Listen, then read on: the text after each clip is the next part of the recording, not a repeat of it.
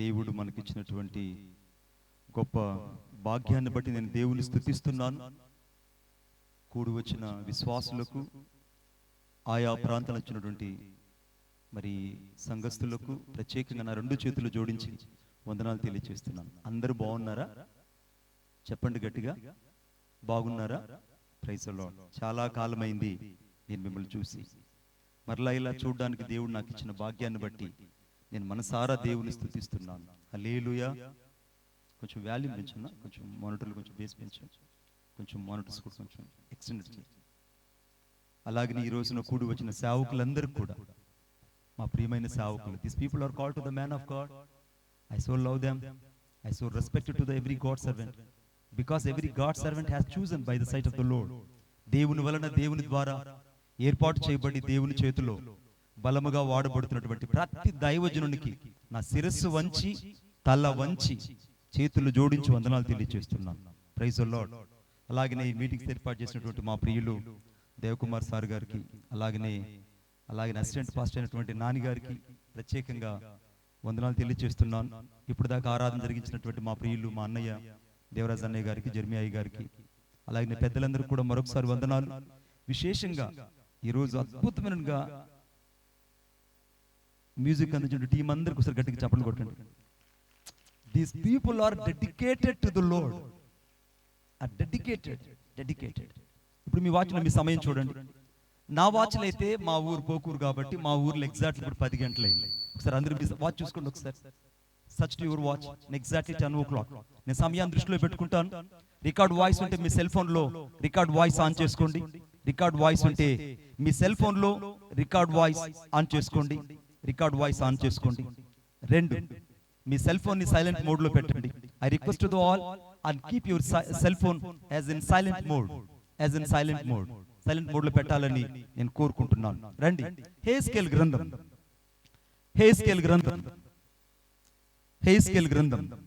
1వ అధ్యాయం 3వ వచనం. 1వ అధ్యాయం 3వ వచనం నేను చదువుతున్నాను, గమనించండి. మధ్య భాగంలో నుంచి, నేను కేబారు నదీ ప్రదేశమున చెరలోనున్న వారి మధ్య కాపురముంటిని. ఆ కాలమున ఆకాశము తెరవబడగా దేవుని దర్శనములు నాకు కలిగిన. 3వ వచనం మధ్య భాగంలో, కేబారు నదీ ప్రదేశమున యెహోవా వాక్కు బూజీ కుమారుడును యాజకుడునకు యెహెజ్కేలునకు ప్రత్యక్షము కాగా అక్కడనే యెహోవా హస్తము అతని మీదకు వచ్చెను. తలలు వంచండి, మీ కుడి హస్తంలో చూపుడు వేలును ఆ వాక్యం మీద ఉంచండి. ప్రభువా, ఈ రోజు మీరు నాతో మాట్లాడండి. ప్రభువా, ఈ రోజు నాతో మీరు మాట్లాడండి. ప్రభువా, ఈ రోజు మీరు నాతో మాట్లాడండి. ఈ రోజు ఒక ప్రత్యక్షతను ఇక్కడి నుంచి వెళ్ళాలి, ఒక అభిషేకంతో ఇక్కడి నుంచి వెళ్ళాలి, ఈ రాత్రి ఒక దర్శనం గల ఇక్కడి నుంచి వెళ్ళాలి. నన్ను మీరు ఖాళీ చేతులతో పంపరని నేను విశ్వసిస్తున్నాను. నన్ను కూడా మీరు ఇక్కడ నిలబెట్టి ఉన్నారు. మీరు మాత్రమే నాలో ఉండి మాట్లాడబోతున్నారు. మాట్లాడేది నరుడు కాదు, నా జ్ఞానాన్నంతా నీ సిలువ చెంత పాతి పెడుతున్నాను. మీ పునరుత్థాన శక్తిని, మీ అభిషేకపు తైలాన్ని నేను పరిపూర్ణంగా కోరుకుంటున్నాను. నాలో మీరు, మీలో నన్ను దాచి నడిపించమని నజరేయుడైన యేసయ్య శక్తి కలిగిన నామములో ప్రార్థన చేసి వేడుకొనుచున్నాను తండ్రి, ఆమేన్. ఈ 1వ అధ్యాయం 1వ వచనములో సరిగ్గా 30 సంవత్సరాల వయసు ఈ హెస్కేలైనటువంటి వ్యక్తి బబులోను దేశంలో చెరలోనున్న ప్రజల మధ్య తాను ఒక చెరగొనబడినటువంటి వ్యక్తిగా అక్కడ కనబడుతున్నాడు. బాగా గమనించండి. హెస్కేల్ యొక్క పరిచర్య అంతా ఎక్కడ చేయబడింది అంటే బబులోను దేశంలో చేయబడింది. బబులోను దేశంలో చేయబడింది. ఒకసారి ఇప్పుడు అందరూ వాక్యంలోకి వెళ్దాం. అనగా ఇప్పుడు బబులోను దేశము నీ ఉన్నటువంటి లోకము, బబులోను దేశము నీ ఉన్నటువంటి ప్రదేశము, బబులోను దేశము నీ ఉన్నటువంటి పరిస్థితులే కావచ్చు. ఇప్పుడు దేవుడు అక్కడి నిన్ను పంపించాడు అనుకుందాం. దేవుడు ఆ ప్రదేశానికి ఏ రీతిగా అయితే హెస్కేల్ పంపించాడో అదే రీతిగా ఈ రాత్రి పరిశుద్ధాత్మ దేవుడు కూడా నిన్ను అటువంటి చెరగున్న మనుషుల యొద్దకు పంపించాడు. 2, మూడవది చాలా ప్రాముఖ్యమైనది, ఇప్పుడు హెజ్కేలు వారి మధ్య పరిచర్య చేస్తున్నాడు. ఆమేన్. ఇప్పుడు వారి మధ్య పరిచర్య చేస్తున్నాడు. ఇక్కడ చాలా మంది దైవజనులు ఉన్నారు. ఇప్పుడు ఈ యొక్క సమయంలో హెజ్కేలు స్థానంలో నీవు నేను కొద్దిసేపు నిలబడదాం. Just stand as like to the Ezekiel. Ezekiel స్థానంలో నీవు నేను నిలబడాలని పరిశుద్ధాత్మ దేవుడు నిన్ను హెచ్చరిస్తున్నాడు. ఇప్పుడు హెజ్కేలు ఎక్కడున్నాడంటే చెరగొనబడినటువంటి మనుషుల మధ్యలో ఉన్నాడు. నీవు నేను ఎక్కడున్నామంటే చెరగొనబడిన మనుషుల మధ్యలో నివాసం చేస్తున్నాం. నీవు నేను ఎక్కడున్నామంటే బంధించబడిన మనుషుల మధ్యలో పరిచర్య చేస్తున్నాం. నీవు నేను ఎక్కడున్నామంటే విడుదల లేని ప్రజల మధ్యలో సేవ చేస్తున్నాం. ఆమేన్. చాలా సార్లు మనం అనుకుంటుంటాం, ఏమనుంటుంటే, అయ్యా నేను సేవ చేస్తున్నాను, నా సేవ ఏమాత్రం కూడా ఎదగడం లేదు. అయ్యా నేను దేవుణ్ణి నమ్ముకున్నాను, నా యొక్క జీవితం ఏమాత్రం కూడా ఎదుగుదల కావట్లేదు. అయ్యా నేను దేవుని కోసం జీవిస్తున్నాను మాటే గాని నా జీవితంలో ఎక్కడ కూడా నేను ఆశించినంత సంతోషాన్ని చూడలేకపోతున్నానని చాలా సార్లు నువ్వు నిరాశ పడిపోతుంటావు. చాలా సార్లు నువ్వు దిగులు పడిపోతుంటావు. చాలా సార్లు నీ యొక్క పరిస్థితిని బట్టి కృంగిపోవడం ప్రారంభిస్తావు. ఒకసారి ఈ దైవజనుడు మనం ఇక్కడ చూస్తే, ఈ దైవజనుడు బబులోను దేశంలో సరిగ్గా చెరగొనబడిన మనుషుల మధ్యలో, బానిసలుగా ఎంచబడిన మనుషులు, తాను కూడా ఒక బానిసగా వారి మధ్య నివసిస్తున్నాడు. ఆమేన్. వారి మధ్య నివసిస్తున్నాడు. ఇప్పుడు వారి మధ్య నివసిస్తుంటే ఇశ్రాయేలు ప్రజలందరూ కూడా ఆ కేబారు నది ఒడ్డును కూర్చొని ఏడుస్తున్నారు. ఆ కేబారు నది ఒడ్డును ఎందుకు కూర్చున్నారంటే, అయ్యో ఒకప్పుడు మేము ఇదే నది ఒడ్డును కూర్చొని మేము అనేక సార్లు విశ్రాంతి దినమందు దేవుణ్ణి ఆరాధించే వాళ్ళం. విశ్రాంతి దినంలో మా పితరులు యెరూషలేము మందిరానికి వెళ్లి ఆరాధించే వాళ్ళు. విశ్రాంతి దినం యెరూషలేముకి వెళ్లి అక్కడ దేవుని మేము ముఖాముఖిగా చూసి ఆత్మలో ఆరాధించే వాళ్ళం. కానీ ఇప్పుడైతే మేము ఈ యొక్క బబులోను దేశంలో బానిసత్వంలో బంధించబడి ఈ కేబారు నది ఒడ్డును కూర్చొని ఆ యొక్క నివరించ చెట్లు ఉండేటివట. ఆ కేబారు నది ఒడ్డును పక్కనే నివరించ చెట్లు ఉండేటివి. ఆ నివరించ చెట్లకు వారి యొక్క సితారాలన్నీ తగిలించేసి ఇశ్రాయేలు ఏడుస్తూ ఉన్నారు. అక్కడున్నటువంటి అన్యులు, అక్కడున్న విగ్రహారాధికులు, అక్కడ నాస్తికులు అంటున్నారు, ఇశ్రాయేలులారా మీరు యెరూషలేములో అద్భుతంగా పాడారు కదా, యెరూషలేములో అద్భుతంగా మీరు దేవుణ్ణి స్తుతించారు కదా, ఒక్క పాట అయినా మా బబులోను దేశంలో పాడండి. Just you shall be Singh that one song among to the Babylon. మా యొక్క బబులోను దేశంలో ఒక్క పాట అయినా మీరు పాడండి అంటే, అప్పుడు ఇశ్రాయేలు అంటున్నారు, అయ్యా మేము అన్యుల మధ్య మేము జీవమగల దేవుని పాటలు పాడలేము. అన్యుల మధ్యలో మేము జీవమగల దేవుణ్ణి అపవిత్రపరచలేము. ఆయన నామాన్ని అపవిత్రంగా పరచడం వల్లనే, ఆయన మేము అర్థం చేసుకోకపోవడం వల్లనే, చాలా సార్లు ఆయన శక్తిని లేదా ఆయన యొక్క పరిశుద్ధతను మా జీవితాల్లో ఇనుముడింప చేసుకోకపోవడం వల్లనే మాకు ఈ దుర్గతి పట్టింది. మా ఈ దుర్గతికి, మా ఈ బందికానాకి, మా ఈ బానిసత్వానికి కారణం ఏంటంటే మా అలక్ష్యము. మేము అన్యుల మధ్యలో మేము పాటలు పాడలేమని ఇశ్రాయేలందరూ కూడా ఆ నివరించే చెట్లకు తమ తమ సితారాలు తగిలించి ఆ కేబారు నది ఒడ్డును కూర్చొని ఏడుస్తున్న రోజులు. ఆ కేబారు నది ఒడ్డును కూర్చొని ఏడుస్తున్నారు.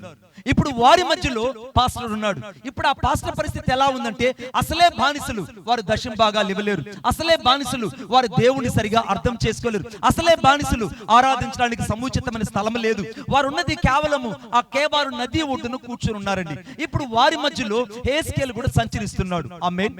వారి మధ్యలో హెజ్కేలు సంచరిస్తున్నాడు. కానీ నీకు నాకు లాగా హెజ్కేలు పట్టినట్టు ఉండలేదు.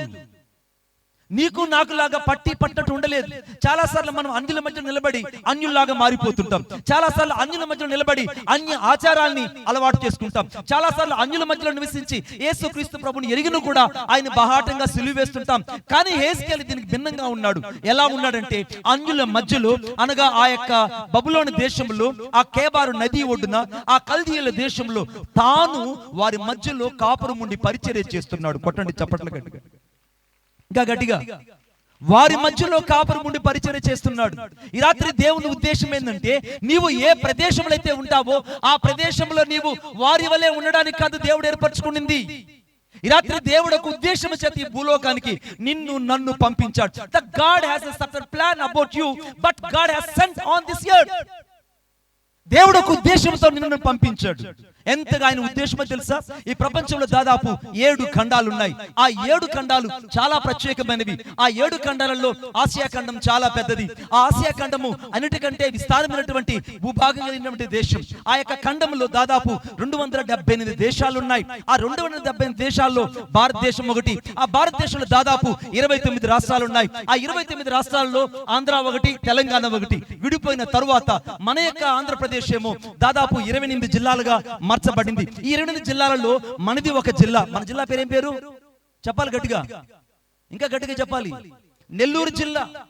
ఆ నెల్లూరు జిల్లాలో దాదాపు 68 మండలాలు ఉన్నాయి. 68 మండలాల్లో పోకూరు అనేది ఒక మండలం. ఆ మండలంలో దాదాపు 8 కుగ్రామాలు ఉన్నాయి. ఆ 8 కుగ్రామాల్లో సరిగ్గా ఈ ఊర్లో ఓ జడ్పీ స్కూల్ ఉంది, ఓ కాలేజ్ ఉంది, ఒక ధర్మాసుపత్రి ఉంది, దాదాపు 6 గుడులు ఉన్నాయి, అంతకంటే ఎక్కువగా 8-9 చర్చిలు ఉన్నాయి. అంతకంటే ఎక్కువగా ఆయా అన్య జనుల మధ్యలో నా దేవుని ప్రణాళిక నేను వెతుక్కుంటూ ఈ రాత్రి నీ ఎద్దుకు వచ్చింది. ఒప్పుకున్న చప్పట్లు కొట్టండి గట్టిగా.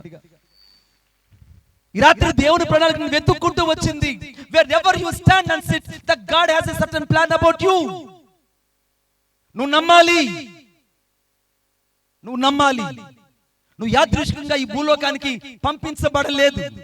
అన్యుల మధ్యలో ఇప్పుడు సరిగ్గా అన్యుల మధ్యలో ఈ దైవజనుడు కాపురం ఉంటున్నాడు. ఈ దైవజనుల మధ్య కాపురం ఉంటుంటే ఇప్పుడు అన్యుల మధ్యలో కాపురం ఉంటే ఇశ్రాయేలీలు అనగా బానిసలుగా ఉన్న ఇశ్రాయేలు ఇప్పుడు దశంభాగం ఇచ్చే స్థితిలో లేరు, చర్చికి వచ్చే స్థితిలో లేరు, దేవుణ్ణి ఆరాధించే స్థితిలో లేరు, బందీకారంలో ఉన్నారు. అందరూ కూడా బంధించబడి ఉన్నారు, చెరలో ఉన్నారు. అంతకంటే 70 సంవత్సరాల లోపు అందున్న వాళ్ళందరూ కూడా అక్కడ బానిసలుగా ఎంచబడ్డారు. వారి మధ్యలో ఈ వ్యక్తి సంచరిస్తూ ఉండగా పరిశుద్ధాత్మ దేవుడు ఒక్కసారిగా హేస్కేలు మీదకు దిగి వచ్చాడండి. ఆమేన్ చెప్పండి గట్టిగా. ఇంకొకసారి చెప్పండి, ఎప్పుడు చదవండి నాతో పాటు. అనగా సరిగ్గా హేస్కేలు గ్రంథం 1వ అధ్యాయం 3వ వచనం. యాజకుడు ఒక హేస్కేలునకు ప్రత్యక్షము కాగా అక్కడనే యెహోవా హస్తము అతని మీదకు వచ్చెను. దేవుడు ప్రత్యక్షము కాగా, the God has approached him. దేవుడు ప్రత్యక్షమయ్యేది ఏదో పెద్ద దేవాలయంలోనో, లేకుంటే మంచి బహిరంగ సభలోనో, లేకుంటే విస్తారమైన ప్రజల మధ్యలోనో, వేల మంది ప్రజల మధ్యలో దేవుని వాక్కు ఈ వ్యక్తికి ప్రత్యక్షం కాలేదు. ఈ వ్యక్తికి ఎక్కడ ప్రత్యక్షమైందంటే బంధించబడిన మనుషుల మధ్యలో తాను బంధించబడిన వాడిగా ఎంచబడినప్పుడు దేవుని హస్తం ప్రత్యక్షమైంది. కొట్టండి చప్పట్లు గట్టిగా, ఇంకా గట్టిగా. ఈ రాత్రి ఎవరి మధ్య ఉన్నా సరే, ఈ రాత్రి ఏ పరిస్థితుల్లో సేవ చేస్తున్నా సరే, ఈ రాత్రి ఎటువంటి పరిస్థితుల్లో సేవా విధానం ఉన్నా సరే, ఈ రాత్రి ఏ పరిస్థితుల్లో నీ సేవా విధానం ముందుకు సాగిపోతున్నా, ఈ రాత్రి దేవుడు నీకు ఇస్తున్న వాగ్దానం, నీ ఉన్న చోటికి దేవుని హస్తం నీ మీదకి రాబోతుంది. ఆమేన్. నువ్వు ఉన్న చోటికి, wherever you stay and to the ministry that God has added to upon you, దేవుని హస్తం నీ మీదకి రాబోతుంది. దేవుని హస్తం నీ మీదకి వస్తే నీ జీవిత స్థితిగతులు మారిపోతాయి. దేవుని హస్తం నీ జీవితంలోకి వస్తే నీ పరిచర్య స్థితిగతులు మారిపోతాయి. దేవుని హస్తం నీ జీవితంలోకి వస్తే నీ కుటుంబ వ్యవస్థ మారిపోతుంది. దేవుని హస్తం నీ మీదకి వస్తే నీ వ్యక్తిగత జీవితంలో మార్పు కలుగుతుంది. దేవుని యొక్క ప్రత్యక్షత నీ జీవితంలో కలిగితే నీ ప్రతి అణువణువున దేవుని యొక్క మహిమ కనబడుతుంది. కానీ ఉన్న చోట్ల దేవునికి నీ హృదయాన్ని ఇవ్వాలి.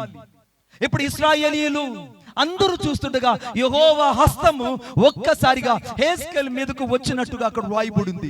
ఈ రాత్రి పరిశుద్ధాత్మ దేవుడు ఒక ప్రశ్న నీవు ఏ ప్రదేశంలో ఉన్నావో ఆ ప్రదేశంలోకి దేవుని హస్తం వచ్చినట్లుగా ఈ రాత్రి ప్రభువుని అడుగు. ప్రభువా, నేనున్న చోటులో నీ హస్తం యొక్క మహిమ నేను చూడాలి. నువ్వు ఉన్న చోట్లో నీ స్పర్శను నేను చూడాలి. నువ్వు ఉన్న చోట్లో నా కుటుంబంలో ప్రతి యొక్క దౌర్భాగ్యపు స్థితికి లేదా విషమమైన స్థితికి నేనే కారణము. ఇశ్రాయేలు ఒప్పుకునేంత వరకు వారు బబులోని దేశంలో ఉన్నారు. ఈ రాత్రి ఏ పరిస్థితి నుంచి బయటకు రాలేకపోతున్నావో ఒకసారి ఆలోచించి చూడు. ఏ పరిస్థితి నుంచి బయటకు రాలేకపోతున్నావో ఒక్కసారి ఆలోచన చూడు.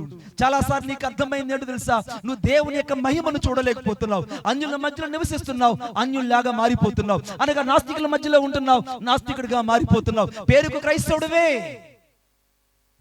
క్రీస్తును ప్రతిబింబించాల్సిన నీవు, క్రీస్తును అనుకరించాల్సిన నీవు, క్రీస్తు యొక్క స్వరూపం కలిగి బతకాల్సిన నీవు చాలా సార్లు నువ్వు లోక సంబంధం వ్యక్తిగా మారిపోవడానికి కారణం ఏంటంటే నువ్వు ఎక్కడో బంధించబడ్డావు. ఈ రాత్రి నువ్వు ఏ స్థితిలో బంధించబడ్డావో ఆలోచించి చూడు. దేవుని హస్తం నీ మీదకి వస్తే నీ పరిస్థితి ఎలా ఉంటుందో ఆలోచించి చూడు. దేవుని హస్తం నీ యొక్క వ్యక్తిగత జీవితంలోకి వస్తే నీ స్థితిగతులన్నీ మారిపోతాయి. నీ వ్యక్తిగత జీవితంలో గొప్ప విభిన్నాత్మక మార్పును ఈ రాత్రి పరిశుద్ధాత్మ దేవుడు దయచేయాలని ఇష్టపడుతున్నాడు. కొట్టండి చప్పట్ల గట్టిగా. ఈ రాత్రి దేవుని ఉద్దేశం నీ జీవితంలో గొప్ప మార్పును తీసుకురావాలని. యెహోవా హస్తము హేస్కేలు మీదకు వచ్చినట్టు ఈ రాత్రి ప్రతి ఒక్కరి మీదకు దేవుని హస్తము దిగి రాబోతుంది. కొట్టండి చప్పట్ల గట్టిగా. దేవుని హస్తము దిగి రాబోతుంది. ఈ రాత్రి ప్రతి దైవజనుని మీదకు, ప్రతి పరిచర్య మీదకు, ప్రతి మందిరం మీదకు, ప్రతి మినిస్ట్రీ మీదకు దేవుని హస్తము దిగి రాబోతున్నది. The God has sent to the Lord of the hand and approached you with the ministries, but he shall not recognize that what the God has sent that purpose to me. ఎందుకు దేవుని నీ భూలోకానికి పంపించాడో మొదట నీకు అర్థం అవ్వాలి. నీకు అర్థం కాలేదు కనుకనే వారితో కలిసి నువ్వు ఉంటున్నావు.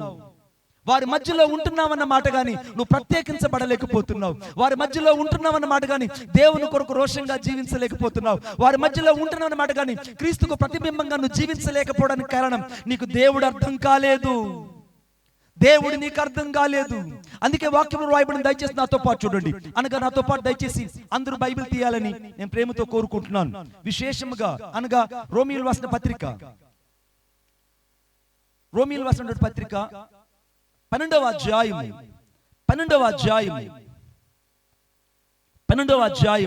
2వ వచనం. మీరు ఈ లోక మర్యాదను అనుసరించక ఉత్తమమును అనుకూలమును సంపూర్ణమునయున్న దేవుని చిత్తమేదో పరీక్షించి తెలుసుకున్నట్లు మీ మనస్సు మారి నూతన మగుటకు రూపాంతరము పొందుడి. ఆమెన్ చెప్పండి గట్టిగా, ఇంకొకసారి చెప్పండి. ఇక్కడ ఏమని రాయబడింది? మీరు లోక మర్యాదను అనుసరించొద్దు. ఈ లోక మర్యాదను అనుసరిస్తే నువ్వు దేవుని యొక్క రూపాంతరాన్ని అర్థం చేసుకోలేవు. ఇశ్రాయేలుకి అర్థం కాకపోయింది ఏంటంటే లోక మర్యాద తెలుసు, కానీ వారికి దేవుని శక్తి అర్థం కాలేదు. ఆమేన్. ఇశ్రాయేలుకి అర్థం కానిది ఏంటంటే దేవుని యొక్క శక్తి అర్థం కాలేదు. యావే దేవుడు పరిశుద్ధుడని, యావే దేవుడు మహా గొప్ప దేవుడని, యావే దేవుడు శక్తిమంతుడని ఇశ్రాయేలుకి అర్థం కాలేదు. ఎందుకు అర్థం కాలేదంటే వారు చాలా సార్లు దేవుని శక్తిని అర్థము చేసుకోలేకపోయారు. మీకు ఒక మాట నేను గుర్తు చేస్తాను. లోక మర్యాదను అనుసరించడం అనంటే లోకములో ఉంటూ లోకముతో కలిసిపోవడం. మీకు ఒక మాట నేను గుర్తు చేస్తాను. ఐగుప్తు దేశంలో నుంచి ఇశ్రాయేలు బయటకు వచ్చారు. ఆమేన్. ఇశ్రాయేలు బయటకు వచ్చారు. ఐగుప్తు దేశం వచ్చిన ఇశ్రాయేలు సరిగ్గా సీనాయి కొండ మీద 40 రాత్రులు 40 పగళ్ళు మోషే పర్వతంకి వెళ్ళి ప్రార్థన చేస్తూ ఉన్నాడు. కింద ఇశ్రాయేలు అన్నారు, అయ్యా మోషే ఇంకా రాడు, మోషే వచ్చేది ఇంకా అసాధ్యము, ఎందుకంటే ఆ మనుషుడు ఏమయ్యాడో మాకు తెలియదు, మమ్మల్ని తీసుకొచ్చాడు, ఈ అడవిలో వదిలిపెట్టాడు, ఈ యొక్క అరణ్యంలో మేము ఇక ముందుకు ఎలా వెళ్ళాలో మాకు అర్థం కావట్లేదు, వెనక్కి వెళ్తే మహాసముద్రము, అంతకంటే ఇంకొక దారి తెలియనటువంటి పరిస్థితి, ఈ పరిస్థితుల్లో మాకొకరు కావాలి అన్నారు. ఈ లోపల ఇంకొంతమంది ఏం చేశారు? వారి దగ్గర ఉన్న బంగారాన్ని అంతా తీసుకెళ్లి అక్కడ వేసి ఆ నిప్పుల్లో నుంచి ఒక దూడను బయటకు తీసుకొచ్చారు. అది సాధ్యమంటారా? నిప్పుల్లో బంగారు వేసిన వెంటనే దూడైపోతుందా? మీరు బాగా చెప్పాలి నాతో పాటు పెద్దవాళ్ళు. ఏమంటే నిప్పుల్లో తీసుకెళ్లి ఒక వస్తువులు తీసుకెళ్లి వేయగానే అది చక్కగా అది బంగారులా దూడైపోతుందా? తయారు చేస్తే అయిపోతుంది. అది కూడా ఎలా తయారు చేశారు? దాని యొక్క నమూనా వీళ్ళ చేతిలో ఉంది. Some origin unto the Xerox, they will be hidden in their life. ఇశ్రాయేలు జీవితంలో ఒక దాచబడింది. ఆ నమూనా ఏంటంటే ఆ యొక్క పోత పోసిన ఐగుప్తు దేశంలో దూడ యొక్క నమూనా వాళ్ళ సంచుల్లో పెట్టుకొచ్చుకున్నారు, వాళ్ళ డేరా గుడ్డల్లో దాచుకొని వచ్చుకున్నారు. వారి జీవితంలో ఆ యొక్క దూడ యొక్క ఆనవాళ్ళు వాళ్ళు వదిలిపెట్టలేదు. ఐగుప్తు దేశంలో ఆచారాలను ఇశ్రాయేలు వదిలిపెట్టక ఆ యొక్క బంగారాన్నంతా కరిగించి ఆ యొక్క దూడ లాంటి అచ్చులో పోత పోసినప్పుడు అది బంగారు దూడైంది. ఆమేన్. కాలుతున్న బంగారుని ఎవరు చేతుల్లో పెట్టి బంగారు దూడ చేయలేరు. ఆమేన్. చేయడం సాధ్యం కాదు. అచ్చులో పోస్తేనే, మూస పోస్తేనే అది బంగారు దూడైంది. అంటే వారు అక్కడి నుంచి వచ్చారన్న మాట గాని ఆ యొక్క ప్రతిమ యొక్క ఆనవాళ్ళు మాత్రం వాళ్ళ గుండెల్లో నుంచి జీవితాల్లో వచ్చి పోలేదు. అవునంటారా కాదారా చెప్పండి? అవునా కాదా? ఇప్పుడు పరిశుద్ధాత్మ రెండో ప్రశ్న వేయింది. నువ్వు నిజంగా లోకముల నుంచి ప్రత్యేకపరచబడ్డావన్న మాటే గాని, లోకముల నుంచి బయటకు వచ్చావన్న మాట గాని క్రీస్తు యొక్క ఆనవాళ్ళు నీ జీవితంలో కనబడడం లేదు. క్రీస్తు ఎందుకు నిన్ను పిలిచాడో, క్రీస్తు యొక్క స్వరూపత నీ జీవితంలో ఏమైనదో, దేవుడు ఏ యొక్క ప్రణాళిక చేత నేను ఏర్పరచుకున్నాడో నీకు అర్థం కావట్లేదు. వారు ఆ దూడను ఆరాధిస్తున్నప్పుడు ఇశ్రాయేలు అందరూ చూస్తూ ఉన్నారు. అందరు ఎటుబడితే అటు విచ్చలవిడిగా ఆ యొక్క ప్రాంతంలో వ్యభిచారం జరుగుతుంది. ఆ ప్రాంతంలో భయంకరమైన పరిస్థితి. ఆ ప్రాంతం అంతా కూడా చీకటిగా మార్చబడింది. ఆ ప్రాంతం అంతా కూడా మహాహేయముగా మార్చబడినటువంటి పరిస్థితి అది. ఆ పరిస్థితుల మధ్యలో మోషే ఆ దేవుని ధర్మశాస్త్ర పలకలు తీసుకొని కిందకి దిగొచ్చి ఆశ్చర్యపడిపోయాడు. దైవజనుడేమో భారం కలిగి ప్రార్థిస్తున్నాడు, ఇక్కడ ఉన్నటువంటి మనుషులేమో లోక మర్యాదల్లో చస్తున్నారు. అదే ఈ రాత్రి దేవుడు నీతో చెప్తుంది. నీ దైవజనుడేమో నీ కోసము ఆత్మల కొరకు పరితాపం కలిగి నశించిపోతున్న ఆత్మలు ఇంకా నరకానికి వెళ్ళకూడదని, ఏ విధంగా చేతన క్రీస్తుకు దగ్గర కావాలని, క్రీస్తు యొక్క శక్తిని తెలుసుకోవాలని, వారు దేవుని యొక్క రూపాంతరంలోకి రావాలని దైవజనుడు ప్రసవ వేదన పడుతుంటే వీళ్ళు మాత్రము ఆ పోత పోసిన నమూనాలు మాత్రం వదలలేకపోతున్నారు. పాత పద్ధతులు వదలలేకపోతున్నారు. పాత ఆచారాలు మానకలేకపోతున్నారు. పాత స్వభావాన్ని మార్చుకోలేకపోతున్నారు. చాలా మంది ఇంకా అన్య ఆచారాలు బతుకుతూ లోక మర్యాదను అనుసరించే వాళ్ళు ఈ రాత్రి ఇక్కడ లేకపోలేదు. Somebody is living unto the world of respected. లోక మర్యాదను అనుసరిస్తున్నావు కనుకనే క్రీస్తు నీ కొరకే ఇంకా సిలువలో వేలాడుతున్నట్టే కనబడుతుంది. ఇంకా నువ్వు యేసుని ఎరిగి కూడా బహాటంగా నువ్వు పాపం చేస్తున్నావు కనుకనే ఆయన ఇంకా బహాటంగా నీ కొరకు వేలాడుతూనే ఉన్నాడు. నువ్వు చేసిన నిందను బట్టి కాదు, నువ్వు చేసిన అతిక్రమాన్ని బట్టి కాదు, అన్ని తెలిసి కూడా నువ్వు పాపము చేయడము దేవునికి దుఃఖం కలుగు చేస్తుంది. అన్నీ తెలిసిన నీవు, అన్నీ తెలిసిన నీవు. బెన్సన్ ఇడోహాస్ అనేటువంటి గొప్ప దైవజనుడు. బెన్సన్ ఇడోహాస్ అనేటువంటి గొప్ప దైవజనుడు. ఆయన ఆఫ్రికా దేశంలో నైజీరియా అనే ప్రదేశంలో సేవ చేస్తున్నాడు. సేవ చేస్తుంటే ఆ ప్రాంతంలో ఉన్నటువంటి దాదాపు మాంత్రికులు, చిల్లంగతనం చేసేవాళ్ళు, అంతకంటే క్షుద్ర శక్తులు, చేతపడి చేసేవాళ్ళు, మనిషిని ఉన్నపాటుగా అమాంతంగా చంపేసేవాళ్ళు, పరాక ప్రవేశం చేసేటువంటి వాళ్ళు, రకరకాల మంత్రికులందరూ కూడా రే ఎక్కడెక్కడ అందరూ కబురు పెట్టండి అని అందరూ కూడా ఎక్కడెక్కడ పోస్టర్లు, పబ్లిసిటీ, టీవీలలో అనౌన్స్మెంట్ చేశారు. ఏంటంటే రేపటి రోజున మనము అందరము ఒక దగ్గర సమావేశం అవ్వాలి. ఆమేన్. నైజీరియా దేశంలో సమావేశం అవ్వాలి. ఎందుకనంటే మనకు వ్యతిరేకమైనటువంటి ఒకే ఒక వ్యక్తి బెన్సన్ ఇడోహాస్ అనేటువంటి ఆ దైవజనుడిని రేపు లేపేయాలి. ఆమేన్. రేపటి రోజున ఆ దైవజనుడిని లేపేయాలి. కాబట్టి ఎక్కడ వాళ్ళందరూ కూడా సమావేశం అవ్వాలంటే అసలు నైజీరియా ఎయిర్పోర్ట్ పట్టలేదు. ఆమేన్. ఇది యథార్థంగా జరిగిన సంఘటన. నైజీరియా ఎయిర్పోర్ట్ పట్టలేదు.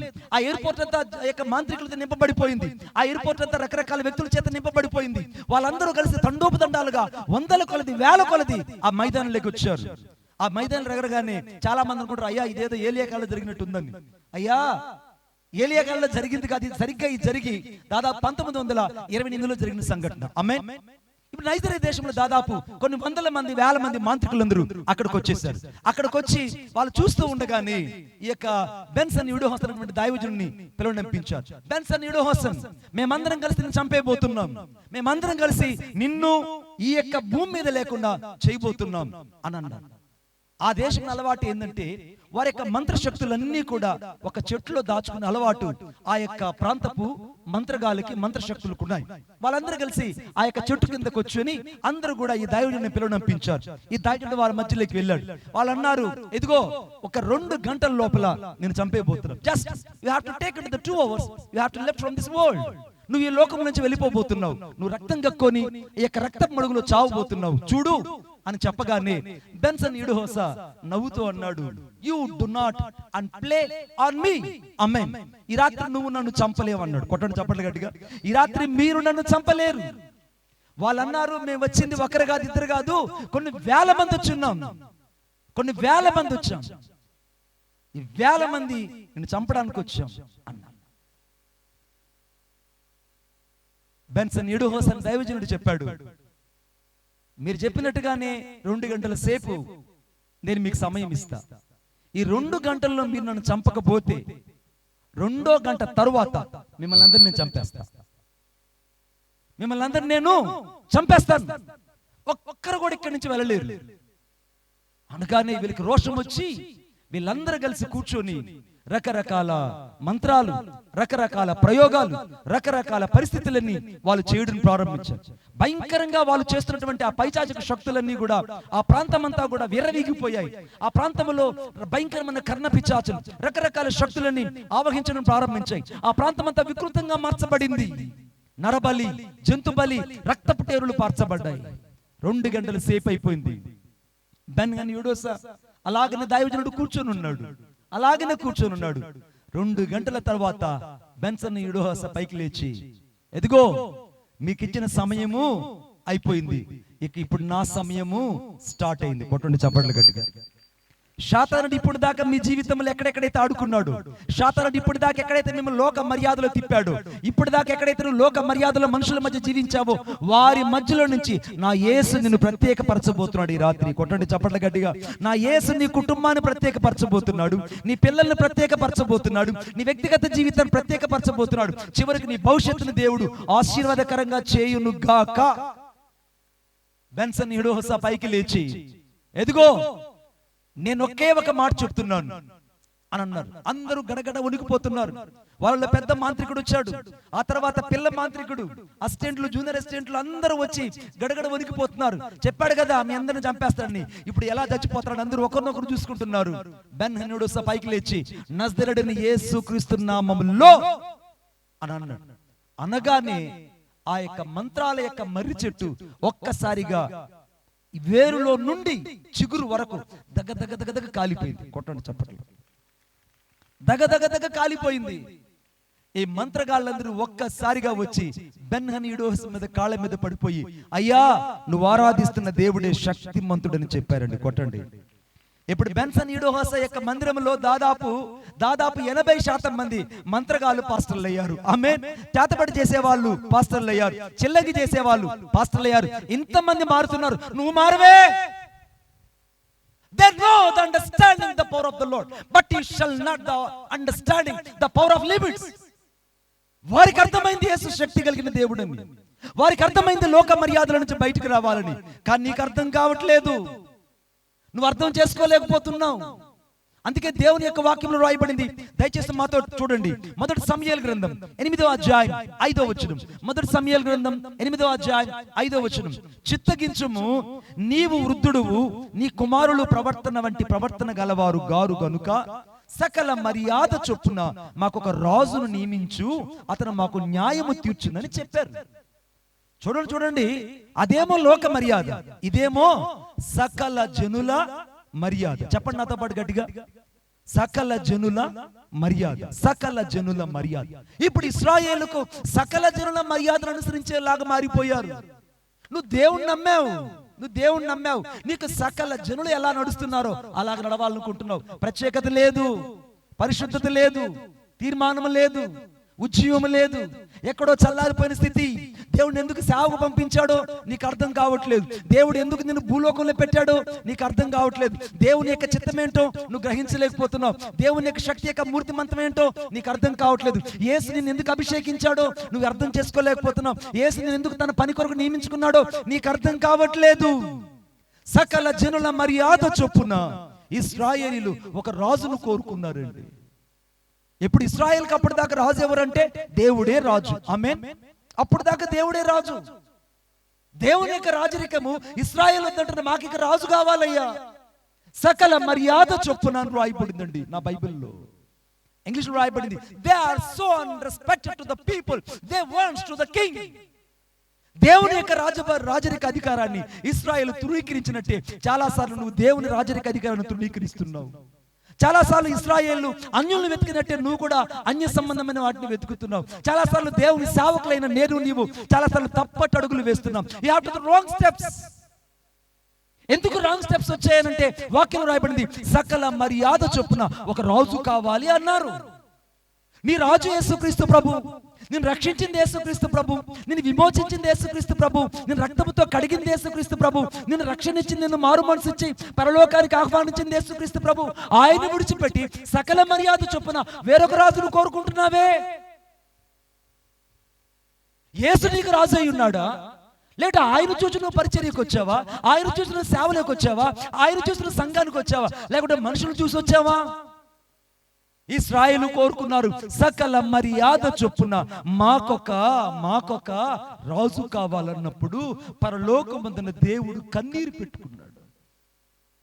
ఎంత కన్నీరు పెట్టుకున్నాడంటే నేను చెప్పనా మీకు, the God has wept about their word. వారి యొక్క మాటలకు దేవుడు కన్నీరు విడిచాడట.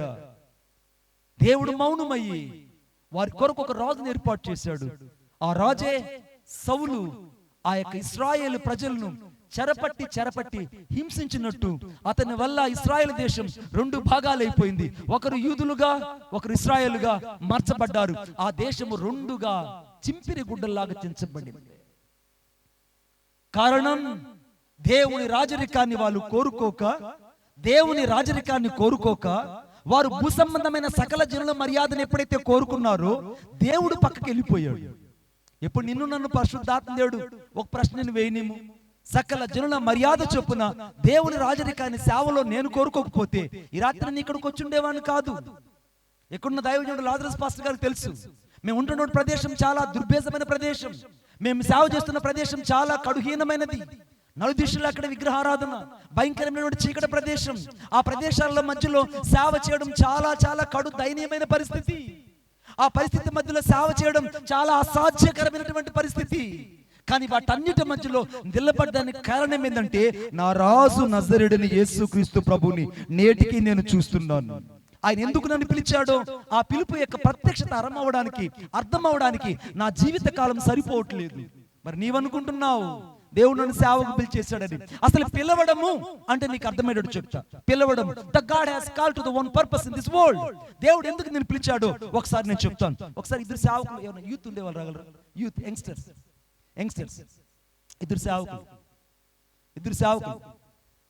పెద్దవాళ్ళు ఇద్దరు. థ్యాంక్స్ అన్న.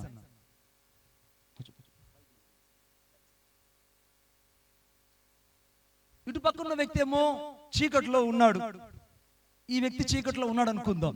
ఈ వ్యక్తి ఏమో ఒక దైవజనుడు. ఇప్పుడు దేవుని యొక్క ఉద్దేశం ఏంటంటే ఈ సేవకుడిని ఎందుకు పిలుచుకున్నాడంటే ఆ చీకట్లో ఉన్న మనుషులను ఈ యొక్క వెలుగులోకి పిలుచుకొచ్చి ఈ వెలుగులో ఉన్న ఈ సేవకుడు కాస్త యేసయ్య చేతికి తన సేవను అప్పగించాలని. ఆమేన్. మీకు అర్థమైంది చెప్తాను. ఇక్కడేమో దేవుడు మధ్యలో నిలబడి ఉన్నాడు, ఈ వ్యక్తి ఏమో పాపి అనుకుందాం, లేదా లోకంలో ఉన్న మనిషి అనుకుందాం. ఈ లోకంలో ఉన్న మనిషి ఇప్పుడు నడుచుకుంటూ ఇక్కడ దాకా వచ్చాడు. ఇప్పుడు ఇక్కడ దైవజనుడు తనకు చెప్తున్నాడు, బిడ్డ నువ్వు నా దగ్గర రావడం నా చిత్తం కాదు, ఇదిగో నాకు తెలిసిన ఒక వ్యక్తి ఉన్నాడు, ఆ వ్యక్తి పేరు అప్పాదొరై. కొట్టండి చప్పట్లు గట్టిగా. అప్పాదొరని వ్యక్తి ఉన్నాడు, ఆయన పరలోకంలో ఉన్నాడు, ఆయనతో నిన్ను కలపడం నా ఉద్దేశం. ఆమేన్. నాతో నిన్ను కలుపుకోవడం నా ఉద్దేశం కాదు, నా వెంట నిన్ను తిప్పుకోవడం నా ఉద్దేశం కాదు, నా చుట్టూ నిన్ను తిప్పుకోవడం నా ఉద్దేశం కాదు, నాలాగా నువ్వు మారడం నా ఉద్దేశం కాదు. నీవు నేను యేసులాగా మారడం దేవుని ఉద్దేశం, యేసుక్రీస్తు ప్రభువులాగా ప్రకటించడం దేవుని ఉద్దేశం. What ever it may be, the God has a manifestation through us. The God has manifestation and through us. ఈ రాత్రి దేవుని ఉద్దేశం నీ ద్వారా నా ద్వారా కాదు, యేసుక్రీస్తు ద్వారా ప్రజలు రక్షణలోకి రాబోతున్నారు. కొట్టండి చప్పట్లు గట్టిగా. యేసుక్రీస్తు ద్వారా ఈ లోకానికి విజయం రాబోతుంది. యేసుక్రీస్తు ద్వారా నరక పంచుల నుంచి ప్రజలు బయటకు రాబోతున్నారు. యేసుక్రీస్తు ద్వారా సకల జనుల మర్యాదలో చిక్కుపడిన మనుషులు ఈ రాత్రి బయటకు రావాలి. అందుకొరకు దేవుని ఉద్దేశం. ఇప్పుడు పాస్టర్ గారు ఏం చేశారంటే, అయ్యా నా ఉద్దేశం ఎందుకోసం అంటే, నన్ను దేవుడు ఎందుకు పంపించాడంటే నీ యొక్క హస్తాన్ని ఇలాగ తీసుకొని అమాంతంగా నిన్ను తీసుకొని వచ్చి నాతో కలుపుకోవడానికి కాదు, నా మినిస్టర్లు ఉంచడానికి కాదు, నా చర్చిలో తిప్పుకోవడానికి కాదు, నిన్ను దేవుని హస్తాల్లోకి అప్పగించడానికి నన్ను తీసుకొచ్చాడు. కొట్టండి చప్పట్లు గట్టిగా. ఇప్పుడు దేవుని హస్తములోకి ఇప్పుడు పాపి చేర్చబడ్డాడు, పాస్టర్ గారు పక్కకి వెళ్ళాడు. ఇప్పుడు దేవుని హస్తము పాపి ఇద్దరు ఒకటైపోయారు. ఇప్పుడు పరిశుద్ధాత్మ దేవుని చేతిలో ఈ పాప జీవితం భద్రపరచబడింది. కానీ ఇప్పుడు పాపపు జీవితం ఇప్పుడు పరిశుద్ధ జీవితంగా మార్చబడింది. కొట్టండి చప్పట్లు గట్టిగా. పరిశుద్ధ జీవితంగా మార్చబడింది. ఇప్పుడు లోక మర్యాద అనుసరించే వ్యక్తి మారిపోయాడు, లోక పద్ధతులు మారిపోయాయి. ఈ వ్యక్తి ఇప్పుడు రూపాంతరం చేయబడ్డాడు. కారణం ఏంటంటే యేసుతో తాను అంటుకట్టబడ్డాడు. He has connected with God. దేవునితో పిలువబడింది, దేవుని చేత పిలువబడింది. దేవుని కొరకు సేవ చేయడం అంటే ఇది అర్థం. కొట్టండి చప్పట్లు గట్టిగా. ఇప్పుడు సేవకుడు అక్కడ నిలబడిపోయాడు, పాపి మాత్రము యేసయ్యతో పాటు అనుసంధానం అయిపోయాడు. ఇప్పుడు పాపి యేసుక్రీస్తు ప్రభు ఒకటైపోయారు. ఇప్పుడు పాపి ఇప్పుడు పరిశుద్ధులుగా మార్చబడ్డాడు. ఆమేన్. ఇప్పుడు వీళ్ళిద్దరిని అనుసంధానం చేసింది ఎవరు? పాస్టర్ గారు. పాస్టర్ గారి డ్యూటీ ఏంటి? పాపిని తీసుకొచ్చి యేసయ్య చేతికి అప్పగించడం. ఆమేన్. ఈ రాత్రి నువ్వు ఏ పరిస్థితుల్లో ఉన్నా నీ చెయ్యి యేసయ్య చేతిలోకి వెళ్ళాలి. కొట్టండి చప్పట్లు గట్టిగా. ఈ రాత్రి నీ చెయ్యి యేసయ్య చేతిలోకి వెళ్ళాలి. థ్యాంక్ యూ అన్నయ్య, థ్యాంక్ యూ పాస్టర్ గారు, ఐ సో రెస్పెక్ట్ యూ. అది దేవుని ఉద్దేశం. ఇప్పుడు సకల జనుల మర్యాద చొప్పున నీవు బయటకు రావాలి. రెండవ చూద్దాం దయచేసి, నాతో పాటు చూద్దాం దయచేసి. రెండవది చాలా ప్రాముఖ్యమైనది. రెండవ రాజుల గ్రంథం 17వ అధ్యాయం 15వ వచనం. రెండవ రాజుల గ్రంథం 17వ అధ్యాయం 15వ వచనం. నేను చదువునా? చదవండి.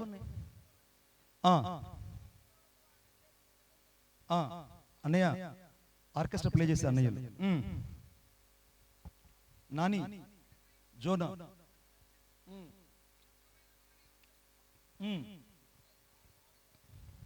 వారి వాడుకల చొప్పున మీరు చేయకూడదని యెహోవా తమకు సెలవిచ్చిన తమ చుట్టూ ఉన్న ఆ జనుల మర్యాదను అనుసరించి, ఇది ఎంత భ్రష్టత్వమో కాదు, తన చుట్టూ ఉన్న ప్రజల మర్యాదను అనుసరించి వారిలాగా వీళ్ళైపోయారు. వీళ్ళెవరనంటే ఇశ్రాయేలీయులు. వీళ్ళెవరంటే దేవుని పిల్లలు. వీళ్ళెవరంటే దేవుని కొరకు జీవించాలని దేవుని కోసం తన బ్రతుకులు మార్చుకున్న వాళ్ళు.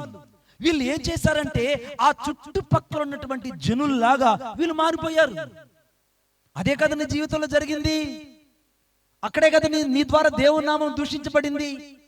నీ ద్వారా ఎందుకు దేవుని యొక్క నామం అనేక సార్లు అవమానించబడిందంటే దేవుని యొక్క ఉద్దేశము నీకు అర్థం కాకపోవడం. వారు ధర్మశాస్త్రాన్ని విసర్జించారు. దేవుని వాక్యాన్ని విసర్జించిన వాళ్ళు రాత్రి ఇక్కడ చాలా మంది ఉన్నారు.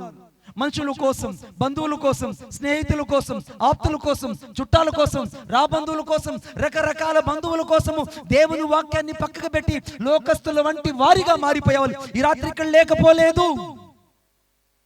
చావులకు వస్తే చావులాగా మారిపోతాడు, కర్మంత్రాలకు వెళ్తే కర్మంత్రాలుగా మారిపోతాడు, పెళ్లిళ్ళకి వెళ్తే పెళ్లిళ్ళగా మారిపోతాడు. మళ్ళీ ఇటు చెప్పే మాట ఏంటంటే, అన్నయ్య వాళ్ళలాగా లేకపోతే మనం ఎట్ట రక్షిస్తాం అన్నయ్య, వాళ్ళలాగా లేకపోతే నువ్వు ఎలా రక్షిస్తావు?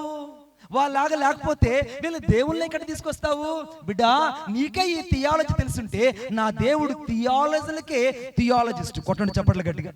నా యేసయ్య థియాలజీలకే థియాలజిస్ట్.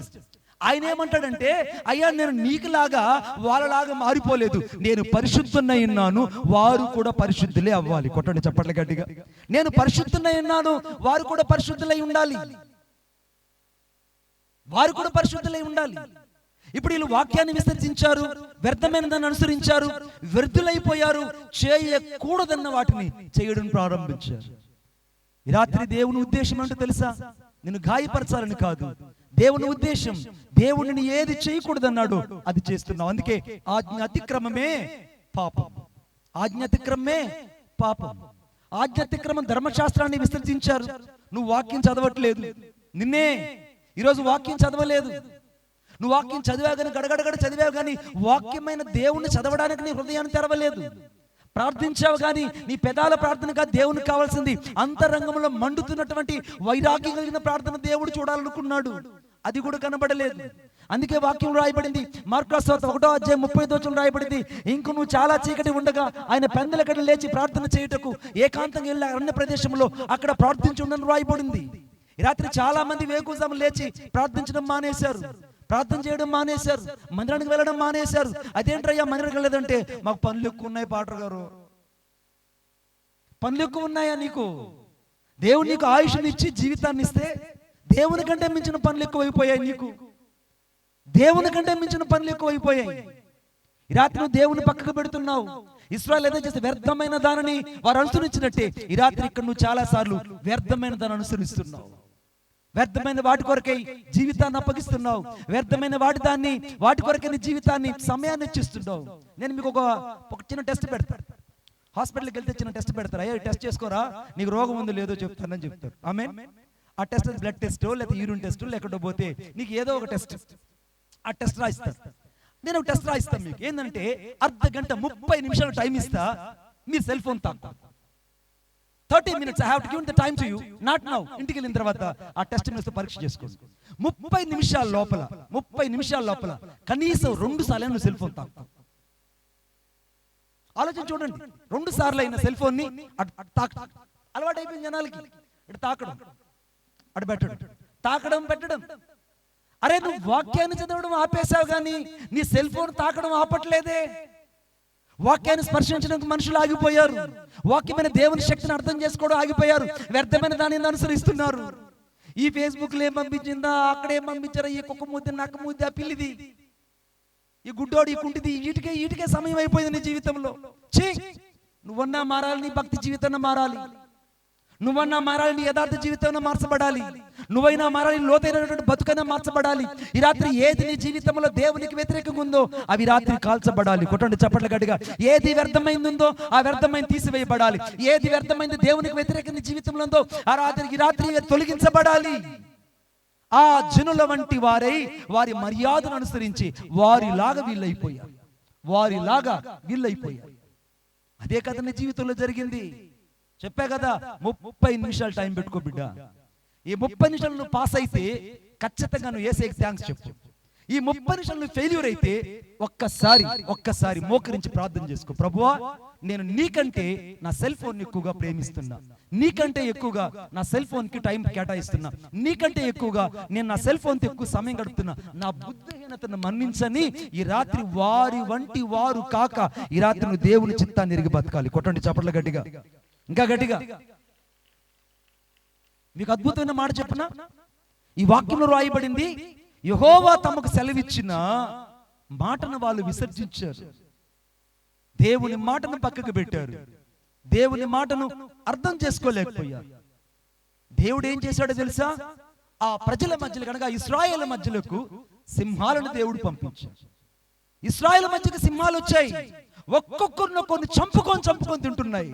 ఇశ్రాయేలు పెద్దలను చంపేస్తున్నాయి, చిన్నపిల్లలను చంపేస్తున్నాయి, వృద్ధులను చంపేస్తున్నాయి, సేవకులను చంపేస్తున్నాయి. ఆ ప్రాంతం అంతా సింహాలు వచ్చి ఒక్కొక్కరిని చంపుకొని తినేస్తున్నాయి. ఎవరికి అర్థం కావట్లేదు. రాజుగారికి వెళ్ళి చెప్పారు, రాజుగారు, షోమ్రోన్ రాజుగారు, ఇశ్రాయేలు మీరు బానిసలుగా తీసుకొచ్చారు, కానీ వాళ్ళున్న ప్రదేశంలోకి రాత్రిపూట సింహాలు వచ్చి వాళ్ళని చంపేస్తున్నాయి. పగలపూట కూడా వచ్చేస్తున్నాయి.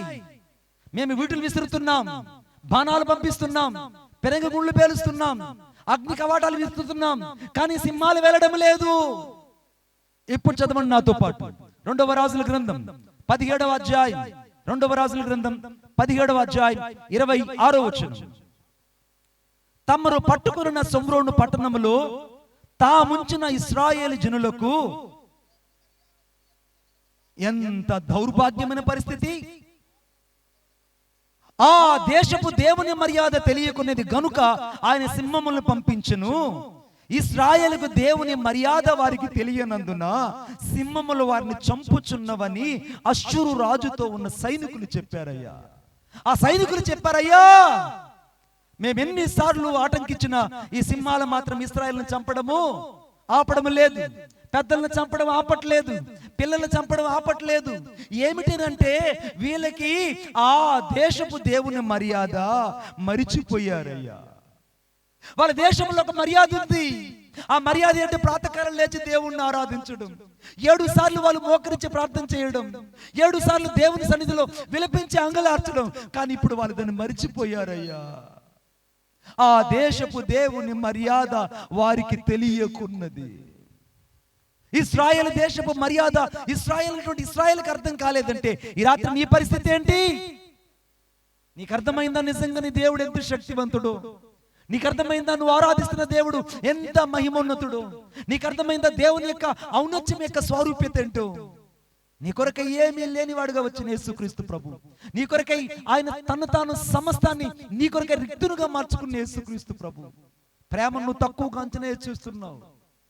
ఆయన గురించి నేను 3 మాటలు చెప్తాను. ఒకటి, ఆయన అనాది కాలములోనే ఉన్నవాడై ఉన్నాడు. ఆమేన్. ఆయన ఉన్నవాడుగా ఉన్నాడు. ఆయన ఉన్నవాడుగా ఉన్నాడు.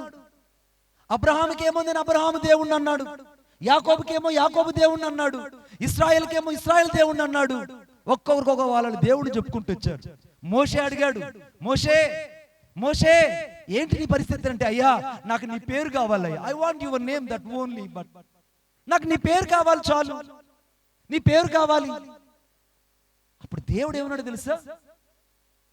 మోషే, నేనేమో ఆదికాండం 22వ అధ్యాయంలో అక్కడ నేను యెహోవా ఈరేగా కనపడ్డాను. ఆదికాండము 28వ అధ్యాయంలో ఏమో అక్కడ నేను బేతేలు దేవుడుగా ప్రత్యక్షమయ్యాను. ఆదికాండం 12వ అధ్యాయంలో నేను ఎల్రోయిగా కనపడ్డాను. నేను ఒక్కొక్క అధ్యాయంలో ఒక్కొక్క రకం కనపడ్డాను, కానీ నీకు మాత్రం నేను ఉన్నవాడును అనువాడునే కనపడుతున్నాను అన్నాడు. కొట్టండి చప్పట్లు గట్టిగా. అక్కడ ఉన్నవాడును నేనే, ఇక్కడ ఉన్నవాడును కూడా నేనే. ఈ రాత్రి యేసుక్రీస్తు ప్రభు నువ్వు అనుకున్నట్టు కాలాలను బట్టి యుగాలను బట్టి మారిపోయే దేవుడు కాదు. ఇశ్రాయేలుకు ఆ దేశపు దేవుని మర్యాద తెలియనందున ఆ దేశంలో సింహాలు వచ్చి వాళ్ళని చంపేయడం ప్రారంభించాయి. ఎక్కడ వాళ్ళు అక్కడ కళేబరాల మధ్య పెట్టుకొని ఏడుస్తున్నారు, కేకలేస్తున్నారు. వారు వేసిన కేకలు ఆ దేశమంతా ప్రతిధ్వనించాయి. అప్పుడు ఆ రాజుగారు ఆలోచించాడు, ఏంటి వీళ్ళ పరిస్థితి? ఎంత కట్టడి చేసినా కూడా సింహాలు వీళ్ళని వదలడం లేదే. ఈ రాత్రి నేను ఒక ప్రశ్న వేసుకోవాలి. ఎందుకు నీ కుటుంబంలో కరువులు వచ్చాయో తెలుసా? ఎందుకు నీ కుటుంబంలో కష్టాలు వచ్చాయో తెలుసా? ఎందుకు నీ పిల్లల మధ్యలో అనేక సార్లు వైరస్యాలు విధేభేదాలు వచ్చాయో తెలుసా? అనేక సార్లు ఎందుకు నీ పిల్లల మధ్యలో నిరుద్యోగ స్థితిని ఎదుర్కొన్నావో తెలుసా? ఎందుకు నీ పిల్లల పరిస్థితుల్లో చాలా సార్లు నువ్వు అవమానాన్ని నిస్సారతను ఎదుర్కొన్నావో తెలుసా? నీకు దేవుని మర్యాద అర్థం కాలేదు. You didn't find out the God's respect to in the home. దేవుని మర్యాద నీకు అర్థం కాలేదు. నేను ఒక ఇంటికి వెళ్తే ఆ ఇంట్లో ఆ ఇళ్లలో నాకు నీళ్లు తీసుకొచ్చి పెట్టారు. నీళ్లు తెచ్చి పెట్టిన తర్వాత అక్కడ కొత్త నిబంధన బైబిల్ ఒకటి ఉంటే ఆ బైబిల్ తీసుకొచ్చి ఆ చెంబుకు మూకుడుగా పెట్టారు. నేను ఇలాగనే మీటింగ్ చూసుకొని నేను నైట్ వెళ్ళిన తర్వాత ఆ యొక్క చెంబు మీద ఆ యొక్క కొత్త నిబంధన బైబిల్ మూకుడుగా ఉంది, అంటే మూతగా ఉంది. నేను అన్నాను, ఎవరు చేశారు ఈ పని అని అంటే పిల్లడు వచ్చి, నేనే పెట్టాను అంకుల్ అని అన్నాను. అరే ఈ అలవాటు ఏంటంటే మా ఇంట్లో ఇట్నే పెట్టేది, తాగో అన్నాడు. నేను పిలిచాను, రేయ్ this is the word of God, ఈ దేవుని వాక్యం. నువ్వు అనుకున్నట్టు మూకుళ్ళుకో లేకుంటే నువ్వు తాగే చెంబులకి మూతలకో దానికి పనికి వచ్చేది కాదు. నా దేవుని వాక్యం 2 అంచులు కలిగిన ఖడ్గం కలిగింది. నా దేవుని వాక్యము అగ్ని కలిగినది. నా దేవుని వాక్యము జీవితాలను మార్చగలిగింది. నా దేవుని వాక్యం ప్రభావితమైనది. దేవుని మర్యాద నీకు అర్థం కాకపోతే కాస్త తెలుసుకో. Just you should know that respect of the God. ఈ రాత్రి పరిశుద్ధాత్మ దేవుడు నిన్ను నా కోరుకున్నది, నీకు దేవుని మర్యాద అర్థమైందా? నువ్వు వెళ్తున్న సేవకునికి, నువ్వు వెళ్తున్నటువంటి సంఘంలో దేవుని భయం ఏంటో నీకు తెలుసా? నువ్వు వెళ్తున్న సంఘంలో దేవుని భయం నీ సేవకుని అడుగు తెలుసుకో. నీ సేవకుడు ఎంత వైరాగ్యంగా సేవ చేస్తున్నాడో, నీ సేవకుడు ఎంత కన్నీరుగా విత్తుతున్నాడో, నీ సేవకుడు ఎంతగా ప్రసవేదన పడి నీ కొరకు అంగలారుస్తున్నాడో ఒక్కసారి నీ సేవకుని చూసి నేర్చుకో. నీకు అర్థం కాలేదా? ఉపవాసం ఉండి ప్రార్థన చెయ్యి. ప్రభువా నా మనోనేత్రాలు తెరువు. నేను గుడ్డితనంలో అజ్ఞాన తిమ్రాంధకారంలో బతుకుతున్నా, కాస్త నాకు జ్ఞానం దయచే ప్రభు అన్నాడు. ఈ రాత్రి పరిశుద్ధాత్మ దేవుని ఉద్దేశం ఏంటంటే నీకు దేవుని మర్యాద అర్థం కావాలని ఆయన ఉద్దేశం. కొట్టండి చప్పట్లు గట్టిగా, ఇంకా గట్టిగా. ఆ రాజుగారు చెప్పారు, అయ్యా చేయవలసిన ప్రయత్నాలన్నీ చేశాం, ఇంకొకే ఒక ప్రయత్నం ఉంది. ఆ ప్రయత్నం ఏంటంటే ఈ చెరపట్టబడినటువంటి ఈ మనుషుల మధ్యలో ఎవరైనా ఒక పాస్టర్ గారిని నరమే ఎత్తకండి అన్నాడు. ఆమేన్. ఎవరికి అర్థమైంది అది? షోమ్రోను రాజుకి అర్థమైంది. ఏమని? చెరపట్టబడినటువంటి ఈ ప్రజల మధ్యలో చెరపట్టబడిన ఒక పాస్టర్ గారు ఉంటే పట్టుకురమ్మన్నాడు. ఆమేన్ చెప్పండి గట్టిగా, ఇంకొకసారి చెప్పండి. ఇప్పుడు బబులోను దేశంలో హెస్కేలు గ్రంథం 1వ అధ్యాయంలో ఏమని రాయబడింది? చెరపట్టబడిన ఆ ప్రజల మధ్యలో చెరపట్టబడిన సేవకుడు సేవ చేస్తాడు. ఇది దేవుని ఉద్దేశం. కొట్టాడు చప్పట్లు, ఇంకా గట్టిగా. అక్కడేమో హెస్కేలు చెరపట్టబడిన ప్రజల మధ్యలో సేవ చేసి గొప్పగా దేవుని ఆత్మతో నింపబడ్డాడు. ఇక్కడే చెరపట్టబడి దేవుని మర్యాద లేని ప్రజల మధ్యలో దేవుని మర్యాద తెలిసిన ఒక సేవకుడిని వెతకడం ప్రారంభించాడు. వెతుకుతున్నారు, అయ్యా సింహాలు చంపేస్తున్నాయి, మీలో ఎవరైనా దేవుని మర్యాద తెలిసిన వాళ్ళు ఎవరైనా ఉన్నారా? Anybody have to the God respect to in your the life. ఎవరైనా ఉన్నారంటే ఒకతను చేయి పైకెత్తాడు. ఆమేన్. ఒకతను చేయి పైకెత్తగానే ఆ వ్యక్తిని తీసుకొని వచ్చి ఆ యొక్క ఊర్లో నిలబెట్టి, ఇదిగో వీళ్ళకి మీ దేశపు దేవుని మర్యాద బోధించు. వీళ్ళకి ఏమర్థం కాలేదు, బోధించు. 2వ రాజుల గ్రంథం 17వ అధ్యాయం 27వ వచనం చదువుతున్నాను. అచ్చటికి మీరు యాజకులలో ఒకరిని తీసుకొని పోవుడి, అతడు అచ్చటికి పోయి వారి మధ్యలో కాపురముండి ఆ దేశపు దేవుని మర్యాదను వారికి నేర్పిస్తాడు. కొట్టండి చప్పట్లు గట్టిగా, ఇంకా గట్టిగా, చచ్చు చప్పట్లు కాదు. ఆ దేశపు దేవుని మర్యాదను వారికి నేర్పించవలనని ఆజ్ఞాపించాడు. ఇప్పుడు దేవుని ఉద్దేశం ఏంటో తెలుసా? వాళ్ళకి దేవుని మర్యాద నేర్పించే ఒక వ్యక్తిని పంపించాడు. ఆ వ్యక్తి ఎవరంటే నజరేయుడైన యేసుక్రీస్తు ప్రభువే. కొట్టండి ఇంకా గట్టిగా, ఇంకా గట్టిగా, యేసుక్రీస్తు ప్రభుని వారి మధ్యలోకి పంపించబడినట్టే ఈ రాత్రి నా దేవుడు కూడా నీ మధ్యకు నా మధ్యకు ఆయన పంపించబడ్డాడు. నీకు నాకు దేవుని శక్తి అర్థం కానప్పుడు, నీకు నాకు లోకముతో సంబంధం ఉన్నప్పుడు, నీవు నేను లోక మనుషుల మధ్యలో నివసిస్తున్నప్పుడు, నీవు నేను చీకట్లో ఉన్నప్పుడు ఈ రాత్రి నీ మనోనేత్రాలు వెలిగించబడినందున నీ మనోనేత్రాలు నా మనోనేత్రాలు వెలిగించడానికి యేసు నీ కొరకు నా కొరకు దేవుని మర్యాదను నేర్పించడానికి పంపించబడిన ఏకైక సేవకుడు నా యేసుక్రీస్తు ప్రభు ఒక్కడే. కొట్టండి చప్పట్లు ఇంకా గట్టిగా. ఇశ్రాయేలు అందరికీ దేవుని మర్యాద, దేవుని శక్తి గురించి, దేవుని అభిషేకం గురించి లాజరస్ గారు, ఆ పాస్టర్ గారు బోధించిన వెంటనే సింహాలన్నీ ఆగిపోయాయి. కొట్టండి చప్పట్లు. ఇంకా సింహాలు ఊర్లేక రాలేదు, ఇంకొక్కరు కూడా సింహాలు వచ్చి చంపలేదు. వాళ్ళు ప్రార్థన చేయడం ప్రారంభించారు, సింహాలు ఆగిపోయాయి. వాళ్ళు స్తుతించడం ప్రారంభించారు, సింహాలు నిలిచిపోయాయి. వాళ్ళు ఆరాధించడం ప్రారంభించారు, సింహాలు ఊర్లోకి రావడం నిలిచిపోయాయి. అక్కడే వాళ్ళు దేవుని ఎలుగెత్తి ప్రార్థించి స్తోత్రాలు చెప్పడం ప్రారంభించారు. ఎక్కడెక్కడ సింహాలు ఆగిపోయాయి. అప్పుడు అర్థమైంది ఇశ్రాయేలుకి, అరే ఇప్పుడు చదవండి నా మాట నాతో పాటు. 2వ రాజుల గ్రంథం 17వ అధ్యాయం 28వ వచనం. ఒకడు వచ్చి బేతేల్లో కాపురముండి యెహోవా యందు భయభక్తులుగా ఉండదగిన మర్యాదను వారికి బోధించెను. ఆమేన్ చెప్పండి గట్టిగా. ఇంకొకసారి చెప్పండి. దేవుని యందు భయభక్తులు కలిగిన మర్యాదను వారికి బోధించాడు. అప్పుడు ఆగిపోయాయి సింహాలు, అప్పుడు అవి కట్టడి చేయబడ్డాయి. ఈ రాత్రి దేవుని యొక్క ప్రేమ నీకు అర్థమైతే నీ చుట్టూ ఉన్న పరిస్థితులు నీకు లోబడతాయి. నేను ఇక్కడ సాయంత్రం వచ్చినప్పుడు ఓ భయంకరమైన కారు మేఘాలు, భయంకరమైనటువంటి పరిస్థితి, భయంకరమైన పరిస్థితి. లోపలికి వెళ్ళి కొద్దిసేపు కూర్చుందాం. మా పాప పరిగెత్తుకుని వచ్చింది, uncle just take the sum rest. అవి వచ్చి వదిలిపెట్టి వెళ్ళాడు నన్ను. కొద్దిసేపటి పడుకుందాం కదా అనుకున్నా, బయట అలా చూశాను, కారు మేఘాలు కమ్ముకున్నాయి. మనసులో ఆరాటం, ప్రభువా నన్ను ఎందుకు ఈ ఊరు పంపించావు? I have to go to the one night to me. నాకు ఒక్క రాత్రి ఇవ్వబడింది, ఒక్క రాత్రి ఇవ్వబడింది. ఆ ఒక్క రాత్రి చాలు ఈ రాత్రి ప్రజల్ని చేతికి అప్పగించడానికి. రూనామా షాదా లా బాబా. Lord you have to go to the one night to me. It's enough to me. ఈ రాత్రి దేవుణ్ణి పంపించిన ఉద్దేశం ఒకటైంది బిడ్డ. వెళ్ళి మోకరించి ప్రార్థన చేస్తూ చేయగా 7:30కి దైవజనుడు జెర్మియా గారు నా దగ్గరకు వచ్చారు, దేవరాజు గారు నా దగ్గరకు వచ్చారు. ఇద్దరు వచ్చి నాతో మాట్లాడుతున్నారు. అది సార్ ఏం కాదు, అంతా నిమ్మలమైంది, everything has clear, just you go and take ready అని అంటే జస్ట్ ఆఫ్టర్ దిస్ గో.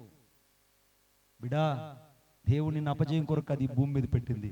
జయాన్ని నువ్వు యేసు కొరకు నువ్వు ఒక్కడవే తీసుకురాగలవు. నువ్వు ఒక్కడవే దేవుని కోసం తీసుకురాగలవు. అది నమ్మి దేవుడిని పెట్టాడు. దేవుడిని ఎందుకు పెట్టాడు అని అంటే చెప్పండి ఎవరికైనా, నన్ను దేవుడు ఈ యొక్క పాపి అయిన మనుషుల్ని, చీకట్లో ఉన్న మనుషులను, దేవుని మర్యాద తెలిసిన మనుషులను దేవుని చేతికి అప్పగించడానికి దేవుడు నన్ను ఈ భూమి మీద పెట్టాడు. ఆమేన్. అందుకోసం నన్ను పెట్టాడు. ఈ రాత్రి దేవుని ఉద్దేశం ఏంటంటే నీవు నేను దేవుని చేతిలో ఉండాలని, నీవు నేను దేవుని చేతికి బ్రతుకును అప్పగించాలని.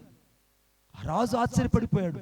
అదేంట్రా, దేవుని మర్యాద ఎప్పుడైతే వీళ్ళు తెలుసుకున్నారో పరిస్థితులన్నీ కట్టుదిట్టమైపోయాయి. ఈ రాత్రి నీకు అర్థమైందా లోకస్తులతో చేరకూడదని? ఈ రాత్రి నీకు అర్థమైందా చీకటి మనుషులతో స్నేహం చేయకూడదని? ఈ రాత్రి నీకు అర్థమైందా వెలుగు చీకటితో పొత్తు కుదరదు, అన్నిలతో సాంగత్యం నీకు కుదరదు బిడ్డ. ఈ రాత్రి నువ్వు దేవుని కొరకు ప్రత్యేకించబడిన వ్యక్తివి, యేసు కొరకు నువ్వు అప్పగించుకున్న వ్యక్తివి.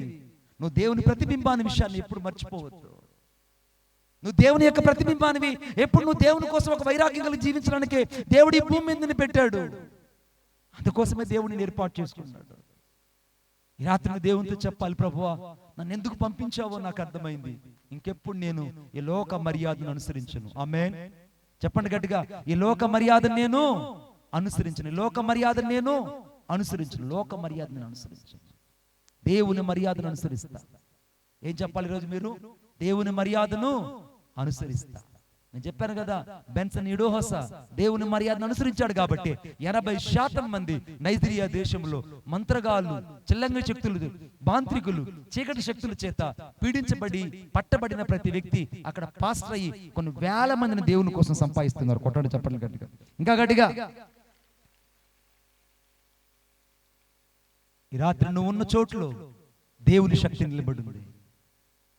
నువ్వు ఉన్న చోట్ల దేవుని మహిమ నిలబడి ఉంది. నీ ఉన్న చోట్లో దేవుని ప్రభావం నిలబడి ఉంది. నీవు నాకుండగా నీవే నా అండగా, నీవు నాకుండగా నీవే నా అండగా, నీవేనా నీవేనా నీవేనా నీవేనా ఆత్మదాహం తీర్చిన వెంబడించిన పండవు, కలవరపడినే కొండల వైపు నా కన్నులేతుదునా, కొండల వైపు నా కన్నులేతి కొదువతో నేను కుమెలదనా, కొదువతో నేను కుమెలదనా.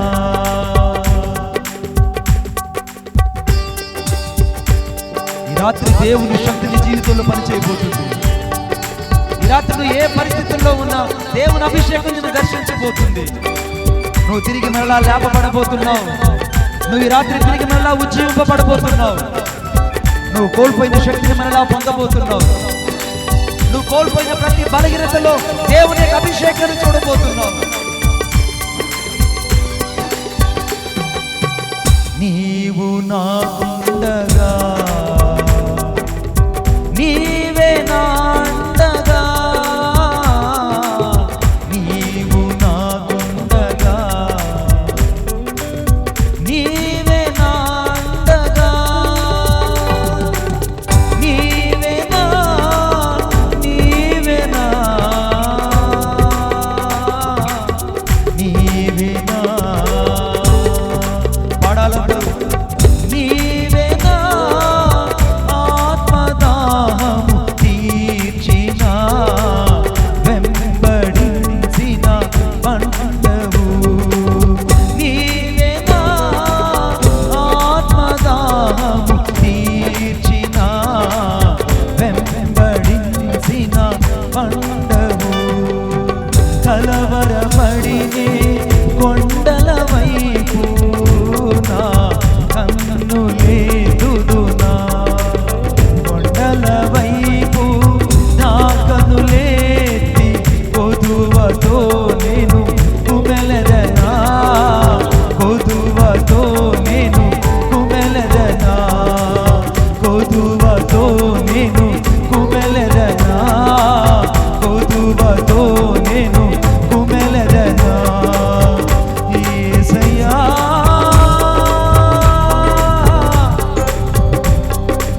నా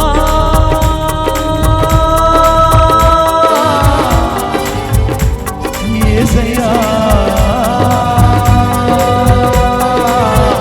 ఓ లక్షాదారా ఓ నిరందరా నామ శబరవ నిరరవరవ యేసయ్యా.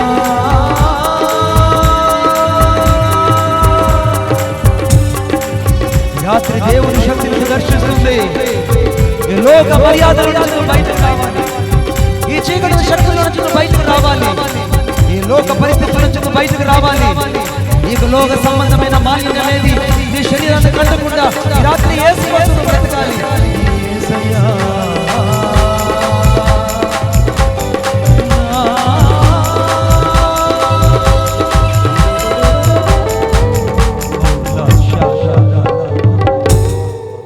చప్పట్లు కొడుతూ దేవుని శక్తిని అనుభవిద్దాం. ఈ రాత్రి నీకు దేవుని మర్యాద కావాలి. ఎన్నో ఇప్పుడు అడగని దేవుని నువ్వు ప్రశ్న, నీకు దేవుని మర్యాద నీకు అర్థమైంటే ఈరోజు నిజంగా నువ్వు వాక్యం చదివావా బిడా? ఈరోజు నువ్వు వాక్యం చదువుంటే ఎంత బాగుండేది. ఈరోజు వేకువజాము లేచి ప్రార్థన చేసిన దేవుని ఆత్మ ఎంత సంతోషించుండేది. నువ్వు దేవుని స్వరాన్ని వినుంటే పరిశుద్ధాత్ముడు ఎంతగా నీ ఎందుకు గంతులు వేసుండేవాడు. నువ్వు దేవుని కొరకై ఉన్నతంగా నడవడానికి ప్రయత్నించుంటే పరిశుద్ధాత్మ ఎంతగా నీలో ఆనందించుండేది. నీకు ఇంకా అర్థం కావట్లేదు. అందుకే దేవుని వాక్యంలో రాయబడింది. అనగా యెషయా గ్రంథం 5వ అధ్యాయం 14వ వచనం రాయబడింది. యెషయా గ్రంథం 5వ అధ్యాయం 14వ వచనం రాయబడింది. అందుచేతనే పాతాళము అపరిమితంగా నోరు తెరిచిపెట్టుకునింది, అందులో గనులు సామాన్యులు ఘోష చేయవారు హర్షించేవారు అందులో పడిపోదురని రాయబడింది. అందులో పడిపోదురని రాయబడింది. ఇప్పుడు నరకానికి ఎవరెళ్తారంటే వాక్యం తెలిసిన వాళ్ళు. ఆ నరకం అంటే సామాన్యమైనది కాదు. ఒక రోజు కాదు, 2 రోజులు కాదు, అది మహాభయంకరమైనది. అందులో చిన్నలు పెద్దలు వృద్ధులు వాక్యం తెలిసి కూడా పాపం చేసేవాళ్ళు, యేసుని ఎరుగు కూడా ఇంకా యేసుకు దూరంగా ఉన్నవాళ్ళు, లోక మర్యాదను అనుసరించే వాళ్ళు, దేవుని శక్తిని అర్థం చేసుకోలేని వాళ్ళు ఇంకా నరకములోనే ఉంటారు. రాత్రి నరకానికి నువ్వు వెళ్ళకూడదని, నరకములో నువ్వు కాలకూడదని దేవుడు నిన్ను కోరుకుంటున్నాడు. అందుకే వాక్యం రాయబడింది, అక్కడ అగ్ని ఆరదు, పురుగు చావదు, ఏటు కన్నీళ్లు రోదన. నాశకరమైనటువంటి తెగుళ్ళు, నాశనకరమైన తెగుళ్ళు, భయంకరమైన పరిస్థితి. నరకానికి ఎవడెళ్తారో తెలుసా? యేసుని ఎరిగి పాపం చేసిన వాడు, యేసుని ఎరుగని ఇంకా బలహీనతలో ఉన్నవాడు, వాక్యమైన దేవుణ్ణి తెలుసుకొని కూడా ఇంకా చీకట్లో నడిచిన వాడు, దేవుని కొరకు బ్రతుకుతానని చెప్పి ఇంకా చీకట్లో ఉన్నవాడు రాత్రి దేవుణ్ణి నుండి కోరుకుంటుందని తెలుసా? నువ్వు నరకానికి వెళ్ళకూడదని.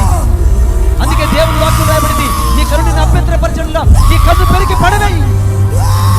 నీ కరుణను పాపానికి ప్రేరేపిస్తే, నీ కరుణను పాపానికి అనగా లోకాన్ని లాగితే నీ కన్ను పెరిగి పడవేయి. 2 కన్నులు కలిగి నరకానికి వెళ్ళడం కంటే ఒక్క కన్ను కలిగి పరలోకానికి వెళ్ళడం మంచిది.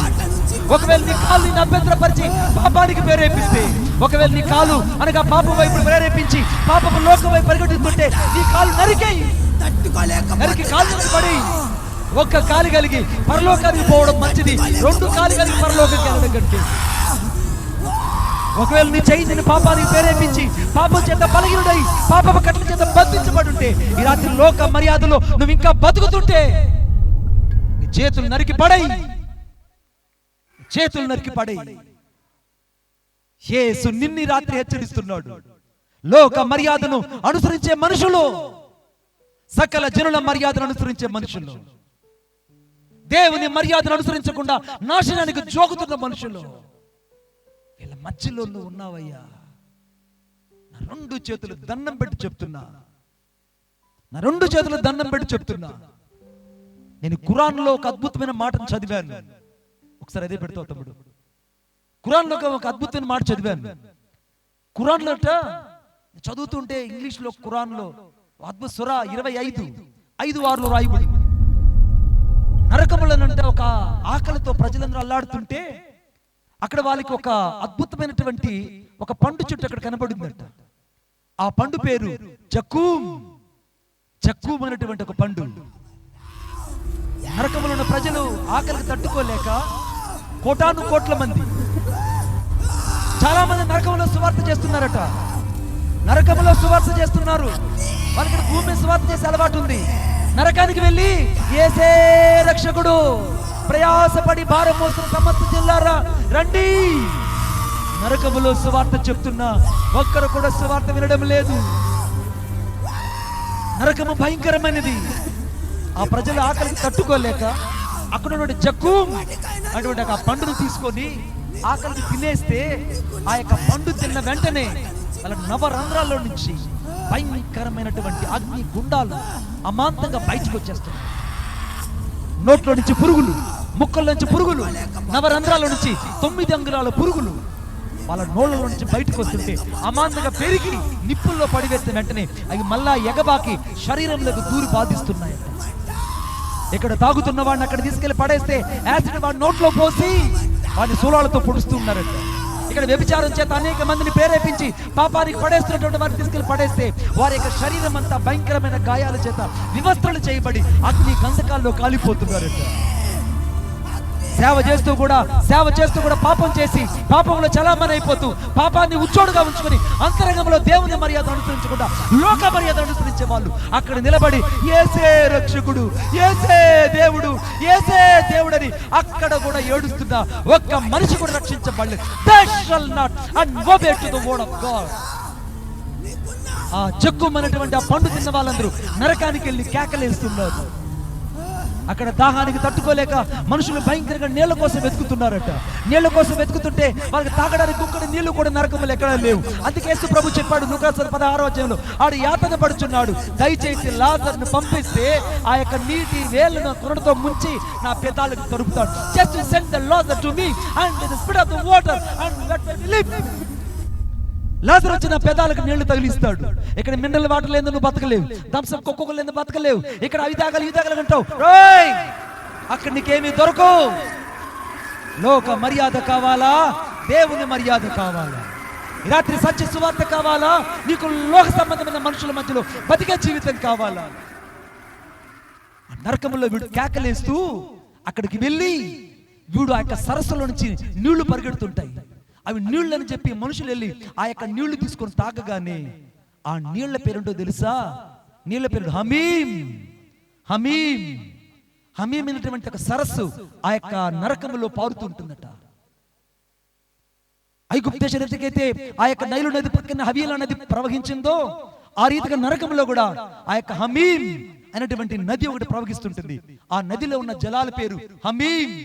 ఆ హమీమైనటువంటి ఆ జలాలు నీళ్లు తాగినప్పుడు ఆ మనుషులు భయంకరంగా నిప్పుల గుండంగా మార్చబడి కనుగుడ్లు సైతం బయటకు రావడం ప్రారంభిస్తాయట.